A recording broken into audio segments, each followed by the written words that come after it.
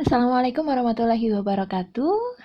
Halo teman-teman Sobat Neliti, jumpa lagi dengan saya Elvara Norma Ariandini. Kali ini saya akan membagikan rekomendasi judul penelitian skripsi lagi. Kali ini saya akan melanjutkan yang kemarin sudah saya bahas, yaitu tentang skripsi PAI, tapi kemarin itu masih secara umum teman-teman. Jadi saya hanya memberikan garis-garis besarnya saja untuk video yang ini.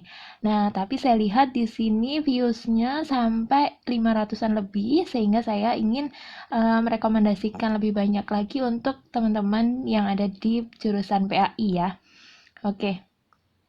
Nah, ini teman-teman saya ingatkan lagi bahwasanya eh ini ya, judul yang saya letakkan, yang saya rekomendasikan di sini adalah judul yang paling update tahun 2022 ya. Jadi paling update, jadi teman-teman bisa gunakan untuk diajukan ke dosen, dan ini sudah siap ya, sudah siap diajukan ke dosen karena sudah jadi judulnya begitu.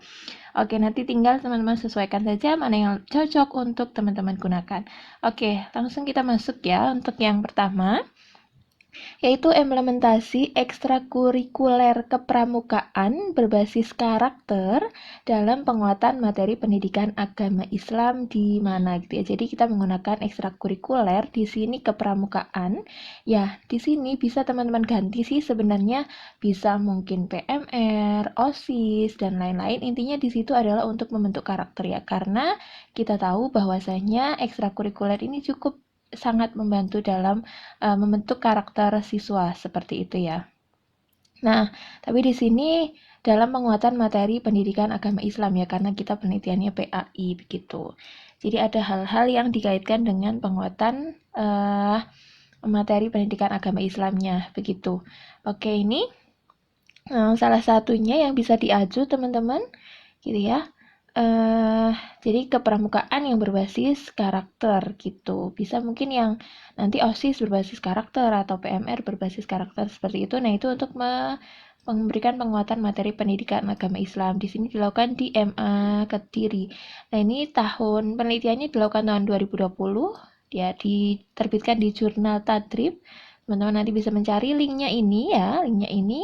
Teman-teman bisa mencari ataupun langsung menuju ke jurnal ini ya, jurnal Tadrib, ketikkan aja di Google, itu nanti sudah keluar sendiri. Oke, selanjutnya yang kedua teman-teman adalah implementasi strategi pembelajaran VCT ya, Value Clarification Technique. Nah, itu apa? Strategi pembelajaran apa? Seperti itu nanti teman-teman cari ya, di sini sudah ada penelitiannya sebelumnya. Jadi nanti teman-teman pelajari dari jurnal Tadrib juga tahun 2021 ini terbitnya ya. Nah, itu diimplementasikan pada pembelajaran PAI untuk mengatasi konflik sosial. Nah, karena konflik sosial berarti teman-teman bisa mengaplikasikan penelitian ini khususnya di daerah-daerah yang sedang mengalami konflik sosial ya teman-teman ya. Jadi kalau yang daerah aman mungkin kurang tepat gitu ya. Jadi diterapkan di daerah-daerah yang mengalami konflik sosial. Oke, nanti di sini bisa diisikan nama sekolahnya ya. Oke, ini jurnal bisa diaju dari jurnal Tadrib ya. Selanjutnya yang ketiga yaitu peran pemikiran pendidikan pesantren gitu ya. Jadi peran pemikiran pendidikan pesantren di sini diisi tokoh teman-teman. Jadi tokoh siapa yang memiliki pemikiran tentang pendidikan pesantren. Coba banyak sekali ya. Nah, itu dikaji salah satunya di situ. Nah, ini dalam apa? Dalam mengembangkan atau dalam pengembangan pendidikan agama Islam di mana? Contohnya ini teman-teman. Jadi pemikiran pendidikan pesantrennya Kiai Haji Hasim Asy'ari dalam pengembangan pendidikan Islam di Indonesia. Oke, nah mungkin nanti ada di tokoh-tokoh yang lain yang mungkin siapa, entah Sunan Kalijaga misalnya di mana, misalkan, atau mungkin tokoh-tokoh yang lain. Silahkan teman-teman yang dari PAI lebih tahu, mungkin ada banyak ide juga di sana ya, teman-teman bisa menggunakan penelitian itu. Jadi dari tokoh untuk pengembangan pendidikan Islam, intinya seperti itu ya. Ini diterbitkan di jurnal Tadrib juga tahun 2021 teman-teman, oleh Ibnu Hadi dan kawan-kawan.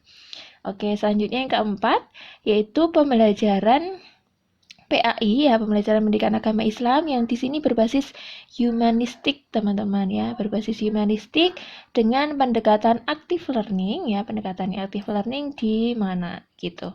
Nah, ini Itu ya salah satu penelitian pendukungnya. Gitu. Ini dilakukan di SDN Nugropurogowo. Ya, ini tahun 2020 oleh Jurnal Pendidikan Agama Islam. Ini jurnal Sinta 2. Jadi jurnal-jurnal yang ada di sini sangat bagus, teman-teman. Bisa teman-teman aju ya. Nanti teman-teman berkunjung ke alamat jurnalnya, jurnal Winsuka. Teman-teman cari di situ banyak sekali penelitian PAI, gitu ya. Nah, salah satunya ini, gitu ya. Jadi pendidikan agama Islam yang berbasis humanistik, gitu ya, dengan pendekatan active learning di situ. Oke, selanjutnya yang kelima adalah implementasi pendidikan karakter religius gitu ya. Jadi pendidikan karakter itu pengimplementasinya bisa banyak cara gitu ya. Nah, kalau di sini penelitian ini dikhususkan pada pendidikan karakter yang hanya karakter religius saja. Ya, di mana itu ya? Salah satunya ini yang sudah dilakukan di SMP Hikmah Teladan Bandung. Nah, nanti teman-teman bisa menggantinya di sekolah yang lain gitu ya. Intinya yang dia memiliki program penerapan pendidikan karakter. Nah, di sini hanya diamati untuk karakter religius saja. Nah, mungkin teman-teman bisa menambahkan ya, bisa religius, toleransi, kemudian tanggung jawab dan sebagainya. Pokoknya karakter, atau di sini nggak usah di religius nggak apa-apa. Misalkan teman-teman hanya implementasi pendidikan karakter saja gitu boleh. Jadi kalau begitu berarti nanti yang diamati seluruh karakter gitu ya, tidak khusus. Kalau ini penelitian ini khusus. Oke. Nah, ini diterbitkan juga di Jurnal Pendidikan Agama Islam tahun 2020 oleh Asep Abdillah dan ISOP gitu ya. Oke, yang keenam teman-teman, integrasi kurikulum Merdeka Belajar dengan kurikulum pesantren. Jadi mengintegrasikan dua kurikulum ya. Yang pertama kurikulum Merdeka Belajar, yang kedua adalah kurikulum pesantren. Nah, itu pada mata pelajaran apa di mana? Ya, misalkan di sini karena PAI ya, berarti mata pelajarannya ya jangan matematika atau fisika atau IPA ya. Jadi mata pelajarannya di sini bisa diisi SKI atau mungkin akidah akhlak atau mungkin fikih gitu ya, yang berbau-bau keislaman intinya begitu. Nah, ini di mana? Nanti dituliskan sekolahnya teman-teman ya. Ini contohnya ini diterapkan pada subjek fikih gitu ya di MA Al-Mawaddah Ponorogo gitu. Nanti bisa diganti oleh teman-teman ya. Ini terbit di Jurnal Pendidikan Agama Islam tahun 2020. Oke, masih relevan ya tahunnya ya. Oke, selanjutnya yang ketujuh teman-teman adalah pesantren dan upaya menangkal tumbuhnya radikalisme. Nah, ini menganalisis gagasannya tokoh tertentu teman-teman di sini ya. Oke. Nah, ini yang dianalisis adalah gagasannya Kiai Haji Marzuki Mustamar. Nah, nanti bisa teman-teman menganalisis gagasan tokoh-tokoh yang lain, begitu ya. Oke, nah ini teman-teman dari Jurnal Pendidikan Agama Islam, ini ya namanya sama ya, sama namanya sama, tapi ini dia itu dari Jurnal PAI UIN SBY. UIN Surabaya gitu ya. Kalau ini tadi dari sebelumnya ini dari UIN Sunan Kalijaga. Kalau ini dari UIN Surabaya, teman-teman. Ini tahun 2020 juga jadi masih relevan gitu ya. Radikalisme intinya menangkal tumbuhnya radikalisme melalui gagasan tokoh seperti itu. Melalui pesantren dan juga bagaimana sih gagasan tokoh terkait hal tersebut gitu. Nah, oke, yang selanjutnya yang kedelapan adalah implementasi pembelajaran PAI anak usia dini. Jadi, teman-teman mengimplementasikan pembelajaran PAI itu di anak usia dini, teman-teman gitu. Nah, itu di mana nanti bisa di RA atau di PAUD mana begitu ya. Oke, ini bisa teman-teman lakukan di banyak tempat ya, karena di desa-desa sekarang sudah ada RA gitu ya. Jadi teman-teman bisa melakukan penelitian di situ. Nah, salah satunya ini di tahun 2021 dilakukan penelitian ini oleh Syamsunahar dan kawan-kawan ini di RA Raudatul Huro Tanjung Balai. Nanti bisa diganti alamat atau nama sekolahnya ya. Selanjutnya nomor 9 adalah pengaruh keaktifan mengikuti kegiatan. Nah, ini teman-teman, di sekarang banyak ya organisasi-organisasi seperti IPNU, ada IPPNU, ini kalau di Nahdlatul Ulama. Kemudian kalau di Muhammadiyah ada yang namanya IPM, kemudian saya juga tahu ada yang namanya PII atau Pelajar Islam Indonesia. Nah, itu bagaimana sih pengaruh keaktifan mengikuti kegiatan tersebut dengan motivasi belajar PAI gitu ya. Jadi apakah ada korelasinya antara mengikuti kegiatan ini dengan motivasi dalam belajar PAI itu kayak gitu. Apakah ada atau enggak nih gitu. Nah, ini penelitian kuantitatif ya ini teman-teman ya. Nah, ini salah satunya yang bisa diacu ini tahun 2021 masih sangat relevan ya. Ini di Kecamatan Comal. Oke, di SMK di Kecamatan Comal. Nanti silahkan teman-teman ganti judulnya ini sesuai dengan alamat teman-teman masing-masing gitu ya, yang bisa teman-teman gunakan untuk penelitian. Selanjutnya yang ke-10 teman-teman. Nah, di sini ada 3 variabel bebas ya. 3 variabel. Yang pertama motivasi belajar gitu ya, ada prestasi belajar dan kecerdasan emosional. Nah, ini berarti variabel terikat ya teman-teman ya. Dengan program tahfidzul Quran.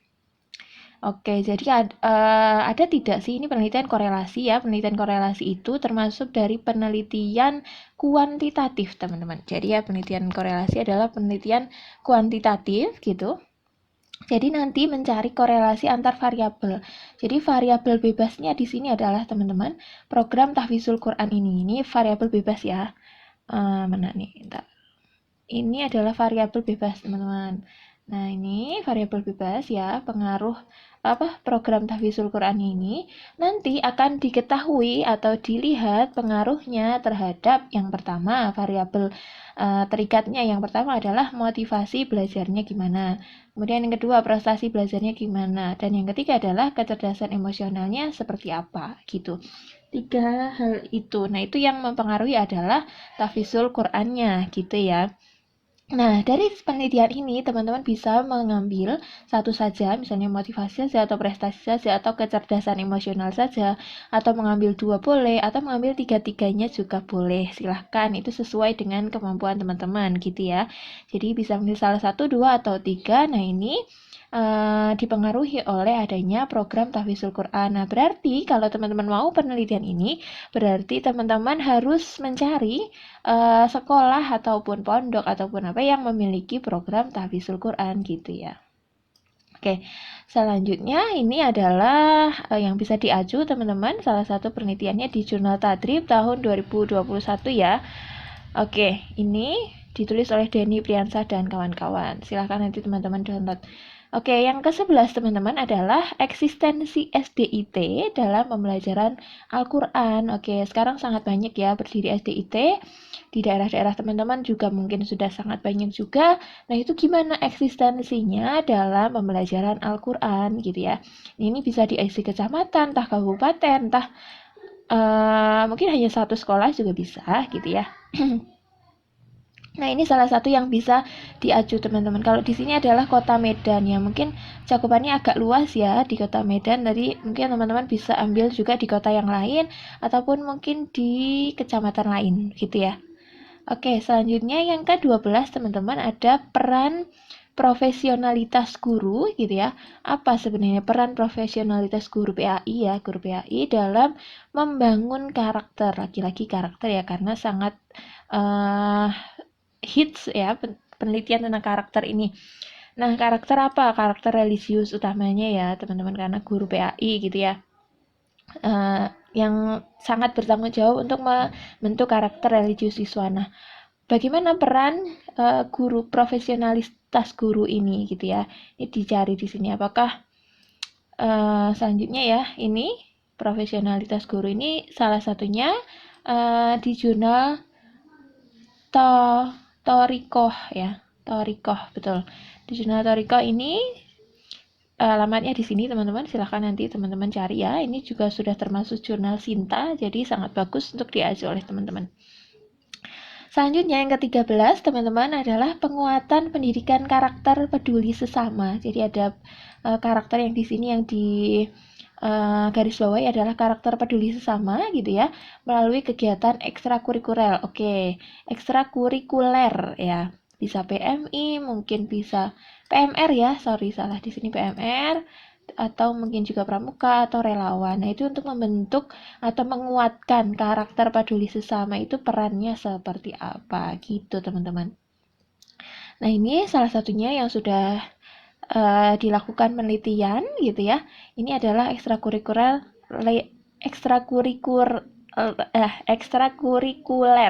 relawan gitu ya, itu untuk penguatan pendidikan karakter peduli sesama. Nah, nanti bisa diganti ya ini dengan ekstrakurikuler kurikuler yang lain. Gitu ya teman-teman, ini tahun 2019 penelitiannya, jadi masih relevan juga untuk digunakan sekarang. Selanjutnya yang ke-14 adalah pengaruh model pembelajaran kooperatif tipe STAD. Pembelajaran kooperatif itu adalah pembelajaran kelompok, teman-teman. Jadi pembelajaran yang berkelompok. Nah, nanti teman-teman silahkan cari di buku model-model pembelajaran atau strategi pembelajaran atau apa, banyak ya. Di situ adalah model-model pembelajaran. Salah satunya adalah model pembelajaran kooperatif, teman-teman. Nah, model pembelajaran kooperatif ini ada banyak tipe. Salah satunya adalah tipe STAD. Nanti silahkan dicari singkatannya apa ya. Banyak, ada tipe Jigsaw, ada STAD, ada yang lain-lain banyak di situ ya. Nah, di situ nanti dibantu dengan alat peraga Al-Qur'an kalau di penelitian sebelumnya ini. Ya, di penelitian ini dibantu jadi model pembelajaran ini diimplementasikan kemudian dengan bantuan alat peraga Al-Qur'an ini. Nah, alat peraganya nanti bisa diganti ya teman-teman. Misalnya teman-teman membuat apa, mading atau apa gitu ya, yang bisa digunakan atau mungkin kartu atau apa ya, ini bisa diganti di sini ya. Disesuaikan dengan teman-teman. Nah, itu nanti untuk meningkatkan penguasaan tajwid siswa gitu ya. Jadi bisa teman-teman silahkan berinovasi ya di sini. Alat peraganya bisa diganti atau mungkin dengan Al-Qur'an juga bisa gitu ya. Tapi mungkin juga dengan yang lain juga bisa seperti itu. Oke, selanjutnya yang ke-15 adalah penanaman nilai moral. Nilai moral di sini bisa diganti juga dengan mungkin nilai keislaman gitu ya.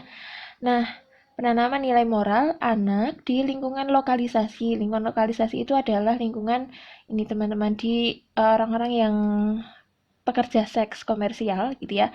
Biasanya kan ada tempat tertentu ya, tempat tertentu yang itu adalah area lokalisasi itu. Nah, sekitarnya itu biasanya juga tidak luput dengan adanya anak-anak seperti itu. Dan kalau yang ada di Semarang ini teman-teman, itu ternyata di situ ada yang namanya TPI Ar-Rahman. Nah, maka dilakukan penanaman nilai moral terhadap anak-anak yang ada di situ. Nah, ini sangat menarik ya teman-teman menurut saya ya. Jadi, di tengah-tengah ada lokalisasi itu, kita melakukan penanaman nilai moral gitu ya terhadap anak-anak yang ada di situ. Gitu ya. Utamanya mungkin agar tidak mengikuti jejak-jejak pekerja seks komersial itu tadi, seperti itu. Nah, di kota-kota besar ini sangat banyak ya, di Jogja ada, di Malang ada, di Semarang ada. Nah, nanti teman-teman silahkan gitu ya menginovasikan, disesuaikan dengan kota teman-teman saat ini berada begitu ya. Intinya di situ ada lokalisasi, kemudian coba teman-teman cari ada TPA-nya nggak di situ. Mungkin ada pendidikan pengajian untuk anak-anak atau apalah ya di situ ya. Nah, itu bisa ditanamkan nilai-nilai moral terhadap anak-anak yang ada di lingkungan tersebut. Nah, salah satunya itu yang ada di TPA Ar-Rahman Kalibanteng ya. Ini ada di lingkungan lokalisasi yang ada di Semarang gitu. Oke. Ya, ini dilakukan penelitian sudah ya di Jurnal Pendidikan Agama Islam, silakan mencari. Selanjutnya yang ke-16 adalah pembentukan karakter robani siswa SD atau MI mana gitu ya, melalui penerapan metode lagu Islami. Karena di sini lagu Islami ya, otomatis di sini bisa untuk anak-anak SD atau MI gitu ya. Mungkin juga itu yang kelas-kelas bawah ya, kelas 1, 2, 3 atau mungkin juga bisa PAUD ya, teman-teman di sini PAUD. Pendidikan anak usia dini ya bisa dipakai di sini. Karena menggunakan lagu Islami yang nyanyi-nyanyi itu loh teman-teman. Gitu ya. Itu kemudian nyanyi-nyanyinya yang Islami begitu ya, Islami, dan itu diharapkan bisa membentuk karakter gitu. Nah, ini penelitian sudah dilakukan di Jurnal Pendidikan Agama Islam JPAI ini UIN Malang ya. UIN Malang ini volume 7 nomor 2 tahun 2021 oleh Ibu Mahmudah. Nanti silahkan teman-teman cari gitu ya. Di-download gratis. Oke, selanjutnya nomor 17 teman-teman adalah implementasi metode bercerita atau mendongeng. Ya, bisa dipilih salah satu, bisa bercerita, bisa atau metode mendongeng gitu ya dalam penanaman nilai keagamaan atau moral gitu. Kalau yang sebelumnya tadi kita menggunakan metode lagu Islami ya, kalau ini kita menggunakan mendongeng gitu atau bercerita dalam menanamkan nilai keagamaan atau nilai moral. Bisa dipilih salah satu teman-teman, keagamaan saja atau moral saja ya. Atau dua-duanya bisa. Oke, siswa silakan diisi nama sekolah ya. Nah, ini juga sama dari jurnal JPAI yang sudah melakukan penelitian ini, gitu ya, oleh Bu Siti Mahmudah tahun 2020 gitu. Nah, teman-teman nanti bisa melakukan penelitian ini di sekolah yang ada di teman-teman. Jadi nanti di sini dimasukkan nama sekolahnya ya.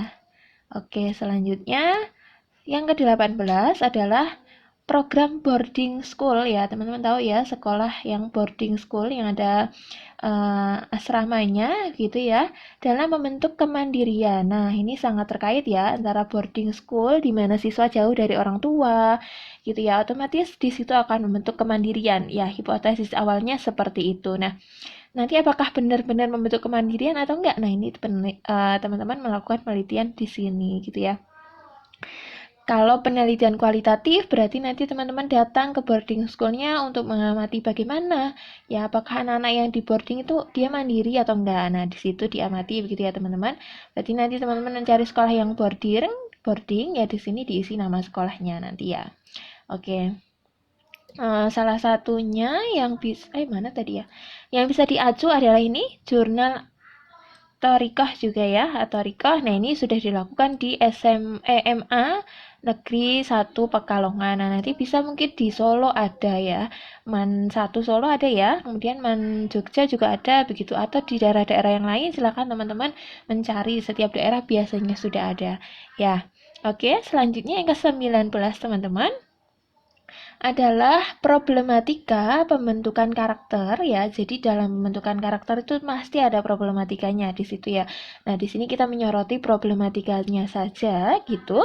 Nah, itu di lembaga pendidikan Islam atau mungkin di MI atau di MTS atau MA atau pesantren gitu ya. Intinya dalam pembentukan karakter di setiap lembaga pendidikan pasti dia melakukan pembentukan karakter. Tapi pasti ada juga nih problematikanya atau masalah yang dihadapi selama pembentukan karakter itu. Nah, apa saja problematikanya? Nah, di situ ya, teman-teman bisa melakukan penelitian gitu. Jadi ini penelitiannya kualitatif juga ya. Jadi nanti akan didapatkan problematika-problematika apa saja yang dihadapi oleh lembaga tersebut gitu. Nah, ini di sini bisa ditambahkan nama sekolah atau lembaganya ya. Nah, yang sudah dilakukan sebelumnya itu adalah di Lembaga Pendidikan Dayah. Nah, ini di mana ya? Nanti coba teman-teman mencari ini di jurnal Jurnal Ilmiah Prodi Pendidikan Agama Islam, gitu ya. Nanti silakan dicari, ini linknya di sini. Oke. Ini dari Setain Tengku di Rundeng, gitu ya. Nah, oke, ini jurnalnya Sinta juga, jadi sudah bagus untuk diaju teman-teman. Selanjutnya yang terakhir ya teman-teman adalah peran guru PAI dan orang tua dalam meningkatkan hafalan Al-Quran siswa. Nah, ini hafalan Quran ini sedang digalakkan juga ya di Indonesia, cukup digalakkan dengan adanya program nih di TV nih ya, tahfidz Quran itu gitu ya. Sekarang juga di sekolah-sekolah gitu ya, sekolah-sekolah sudah mulai di MI, di MTS, utamanya yang sekolah-sekolah di bawah Kementerian Agama sudah banyak yang melakukan upaya hafalan Al-Quran untuk siswa-siswinya. Nah, di sini gimana kita menyoroti gimana peran guru PAI, kemudian juga gimana peran orang tua di sini ya, dua yang disoroti ya di sini ya, guru PAI dan juga orang tua dalam meningkatkan hafalan Al-Quran siswa. Nah, ini termasuk motivasi eksternal bisa dibilang gitu ya teman-teman. Jadi selain dari siswa sendiri yang motivasi internal, guru PAI dan juga orang tua ini adalah motivator eksternal ya yang berada di luar diri siswa. Nah, ini yang bisa diacu dari jurnal At-Ta'dib juga tahun 2021. Nah, ini di sini baru peran orang tua saja dalam meningkatkan hafalan Quran. Nah, nanti untuk peran guru PAI-nya silahkan teman-teman cari di internet juga sudah banyak ya. Oke, seperti itu teman-teman ya, rekomendasi yang bisa saya berikan gitu ya. 20 rekomendasi judul penelitian PAI sudah saya sampaikan. Semoga ini bermanfaat untuk teman-teman PAI yang sedang melakukan skripsi. Semoga skripsinya lancar, bisa segera lulus gitu ya, bisa membahagiakan orang tua, mendapat pekerjaan yang sesuai dengan harapan teman-teman gitu. Mungkin cukup sekian dari saya, kurang lebihnya mohon maaf. Teman-teman, terima kasih sudah menonton video ini. Jangan lupa subscribe dan juga share video ini ke teman-teman ya, ke temannya teman-teman gitu ya. Barangkali ada yang membutuhkan video ini gitu. Utamanya ke mereka yang sedang skripsi dan jurusannya PAI ya. Silahkan bisa di-share sebanyak-banyaknya ke teman-temannya. Oke? Terima kasih teman-teman. Wassalamualaikum warahmatullahi wabarakatuh.